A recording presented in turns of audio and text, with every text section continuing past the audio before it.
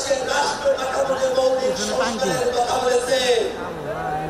এই বাংলাদেশের রাষ্ট্র কাঠামোতে যারা ক্ষমতায় এসেছে তারা জনগণের কাছে জবাবদিহি করে নাই।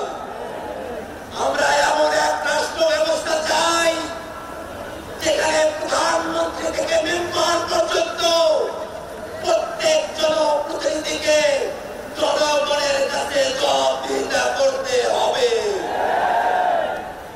বাংলাদেশের মানুষেরা বিগত সময়ে ক্ষমতা হস্তান্তরের সময়কালে একদলীয় যে কর্তৃত্ব দেখেছে, যে বেশিরভাগী আচরণ দেখেছে, প্রশাসনের যে দলীয়করণ দেখেছে, সামনের বাংলাদেশে আমরা তা চাই না। হায়দ্রাবাদ মৌলিক সংস্কারের প্রয়োজনে বাংলাদেশের প্রতিষ্ঠানগুলোকে দলীয়করণের হাত থেকে বাঁচাতে হবে। বাংলাদেশের বিচার বিভাগকে কোন দলের কর্তৃত্বের মধ্যে আমরা যেতে দেব না। বাংলাদেশের সচিবালয়ে যে নীতি নির্ধারণ করা হবে সেই নীতি যেন জনস্বার্থের পক্ষে হয়, সেটা সত্যতার সঙ্গে জনগণের কাছে উপস্থাপন করতে হবে। হায়দ্রাবাদ মৌলিক সংস্কারের ভিত্তিতে জাতীয় ঐক্যমত্য কমিশনে রাজনৈতিক দলগুলোর ঐক্যমত্য তৈরি হয়েছে। আমরা হয়তো অনেক প্রত্যাশারী ঐক্যমত্য কমিশনে গিয়েছি।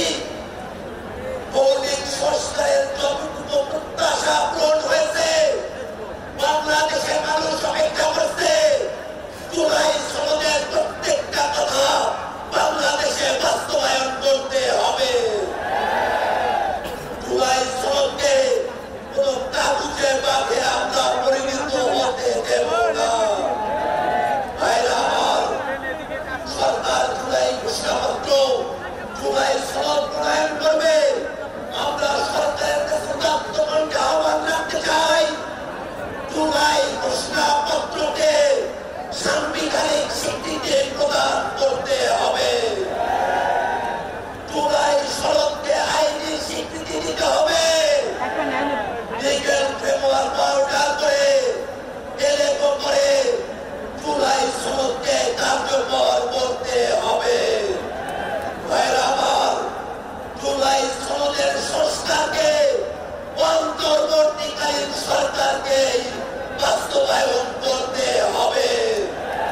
হায়দ্রাবাদ জুলাই সনদ এবং জুলাই ঘোষণাপত্র যাতে বাংলাদেশে বাস্তবায়ন করতে হয়, সেই কারণে বাংলাদেশের প্রত্যেকটা জনগণকে পাহারাদারের ভূমিকায় সজাগ দৃষ্টি রাখতে হবে।